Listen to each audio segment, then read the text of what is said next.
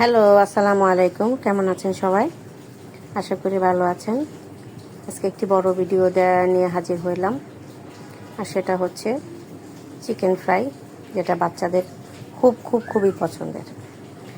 আর সেজন্য আমি প্রথমেই এখানে কিছু চিকেনের লেগ পিস নিয়ে নিয়েছি, আর সেগুলোকে ধুয়ে পরিষ্কার করে কাঁটা চামচ দিয়ে একটু করে নিচ্ছি, যেন মশলাগুলো এর ভিতরে প্রবেশ করতে পারে।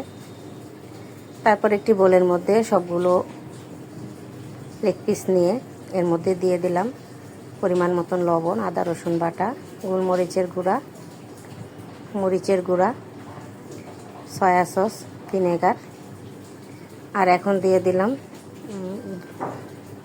গুঁড়া দুধ।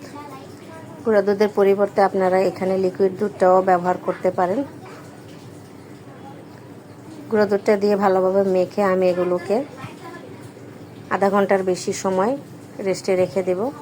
তবে সবচেয়ে ভালো হয় যদি 2 থেকে 3 ঘন্টার জন্য আপনারা এটাকে রেস্টে রেখে দেন। আধা ঘন্টা পর আমি এগুলোকে নিয়ে নিলাম, আর অন্যদিকে এগুলো মাখানোর জন্য আমি একটি কৌটোর ভিতরে ময়দা নিয়ে নিলাম, আর এখানে ময়দার পরিমাণটা একটু বেশি নেওয়া লাগে। তারপর দিয়ে দিলাম লবণ, গোলমরিচের গুঁড়া আর মরিচের গুঁড়া। এগুলো মিক্স করে আমি কৌটোর মধ্যে ওইখান থেকে একটা লেগ পিস নিয়ে ময়দার মধ্যে নিয়ে ভালোভাবে ঝাঁকিয়ে নিচ্ছি। ঝাঁকানোর পরে এটার গায়ে দেখবেন ময়দার একটা কোট হবে। এখন এটাকে একটা নর্মাল পানির মধ্যে মিনিমাম 1 মিনিট বা আধা মিনিটের জন্য রেখে দেব। রাখা হয়ে গেলে পরে আবার এটাকে আমি ময়দার মধ্যে দিয়ে আবারও ঝাঁকিয়ে নেব। এভাবে একটা প্রসেসে আপনারা কোট করে নিতে পারেন। আবার অন্যভাবেও করা যায়। আমি সেই মিশ্রণটাকে একটা প্লেটে নিয়ে নিলাম, আর একইভাবে ভিজিয়ে এখন আবার এটাকে কোট করে নিচ্ছি। আর আমার হাতটা যেন চিকেনের গায়ে না লাগে, ময়দার উপরে থাকে, সেজন্য আগেই প্রথমে ভালোভাবে ময়দা দিয়ে এটাকে আলতো হাতে আমি নেড়ে চেড়ে নিয়ে নেব। আর চিকেনের গায়ে যতটুকু ময়দা লাগা সেটা এমনিতেই লেগে যাবে। এটাকে আপনারা ডাবল কোটও করতে পারেন।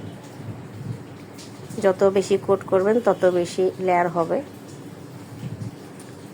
এই তো আমার কোট করা হয়ে গেছে। আমি এভাবে সবগুলোকেই করে নিলাম। এখন চলে যাব ভাজার জন্য। আর এগুলো যেহেতু ডুবো তেলে ভাজতে হয়, তাই প্রচুর পরিমাণেই তেল দিতে হবে যেন চিকেনগুলো ডুবে থাকে। তেলটাকে আমি বসিয়ে দিলাম, আর তেলটাকে মিডিয়াম হিট হলেই আমি এখন দিয়ে দেব চিকেনগুলো। যেহেতু লেগ পিসের সাইজগুলো একটু বড়, তাই এটা সিদ্ধ হতে একটু সময় লাগবে। সেজন্য চিকেনটাকে মিডিয়াম হিটেই দিলাম। দেওয়ার পর দেখতে পাচ্ছেন সাথে সাথেই কিন্তু তেলটা ভালোভাবে ফুটে আসছে। আর এভাবে আমি চিকেনগুলোকে ভেজে নিচ্ছি। আর চিকেনগুলোকে একটু সময় নিয়ে ভাজবেন, তাতে মচমচা থাকবে অনেক সময় ধরে। বিকেলে নাস্তার জন্য বাচ্চাদেরকে এই চিকেন ফ্রাইগুলো করে দিলাম। আপনারা দেখে বুঝতে পারছেন।